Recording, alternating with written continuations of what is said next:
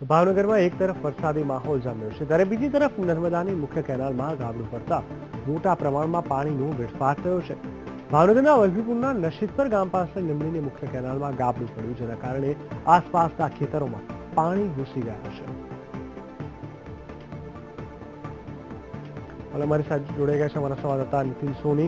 जी जણાવશો नितिन, भावनगરના વલભીપુર પાસે નર્મદાની મુખ્ય કેનાલમાં ગાબડું પડ્યું છે, હાલ શું સ્થિતિ છે ત્યાંની? ગાબડાને ડેમેજને કંટ્રોલ કરવામાં આવ્યું છે કે શું? જીગર, જણાવી દઉં કે ભાવનગર જિલ્લાનું જે વલભીપુર ગામ છે ત્યાં આગળ નશીદપુર ગામ આવેલું છે। ત્યાં લીંબડીથી એક કેનાલ પસાર થઈ રહી છે। એ કેનાલમાં આજે ગાબડું પડ્યું છે, લગભગ 40 ફૂટ જેટલું આ ગાબડું પડ્યું છે અને તેના કારણે આસપાસના જે ખેતરો છે એમાં પાણી ફરી વળ્યું છે। જો કે અહીં હજી સુધી કોઈ પણ ઉચ્ચ અધિકારીઓ આવ્યા નથી કે કેનાલના રિપેરિંગ માટેની કોઈ કામગીરી હાથ ધરવામાં આવી નથી। બિલકુલ, ખેતરોમાં કેટલા પ્રમાણમાં પાણી ઘૂસ્યા છે અને કેટલા પ્રમાણમાં નુકસાન થયું છે તેનો કોઈ અંદાજો લગાવી શકાયો કે શું? જીગર, પ્રાથમિક તબક્કે કોઈ અંદાજ જાણવા મળ્યો નથી, પરંતુ આસપાસના જે 3 જેટલા ખેતરો છે એમાં પાણી ફરી વળ્યું છે। હજુ તો જો કે વાવણીનો સમય હતો એટલે પાકને બહુ નુકસાન થયું નથી, પરંતુ જે પ્રકારે કેનાલ તૂટી છે અને પાણીનો જે વ્યય થઈ રહ્યો છે એના કારણે મોટું નુકસાન થઈ રહ્યું છે।